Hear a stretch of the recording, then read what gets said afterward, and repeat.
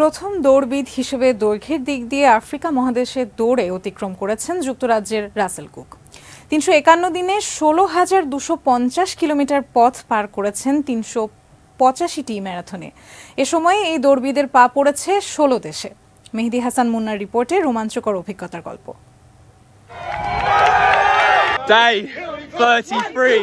অতিমানবীয় এ যাত্রার পদে পদে বিপদের মুখোমুখি হয়েছেন, তবে কুককে থামাতে পারেনি কিছুই। শুরুতেই ভিসা সমস্যায় পড়েন এই দৌড়বিদ। আলজেরিয়ার ভিসা না পাওয়ায় শেষ মুহূর্তে পরিকল্পনা পাল্টে দক্ষিণ আফ্রিকা থেকে কুক দৌড় শুরু করেন গত বছরের ফেব্রুয়ারিতে। দৌড় শুরুর ৫০তম দিনে কুক শিকার হন বড় প্রতিবন্ধকতার। দক্ষিণ আফ্রিকা নামিবিয়া নিরাপদে পার করে অ্যাঙ্গোলায় এসে সশস্ত্র ডাকাতের কবলে পড়েন। ডাকাতেরা লুটে নেয় সর্বস্ব। শুরুর দিকে অতিরিক্ত পরিশ্রম নিতে পারছিল না শরীর, তাই কুককে বেশ কবার বিশ্রাম নিতে হয়েছে। পিঠের ব্যথায় ২০৫ ও ২০৬তম দিনে পুরো বিশ্রামে থাকতে হয়। মৌরিতানিয়া থেকে আলজেরিয়া প্রবেশের সময় আবারও দেখা দেয় ভিসা জটিলতা, তবে এবার সামাজিক যোগাযোগ মাধ্যমের সহায়তায় সমস্যার সমাধান মেলে।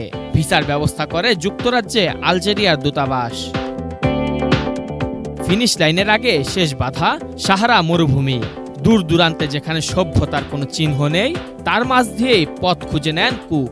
দিনের গরম আর ধূলিঝড় এড়িয়ে রাতে দৌড়ে অবশেষে ৭ এপ্রিল ২০২৪ মহাকাব্যিক যাত্রার সমাপ্তি টানেন এ দৌড়বিদ। Mehedi Hasan Munna, sports desk, ATN news.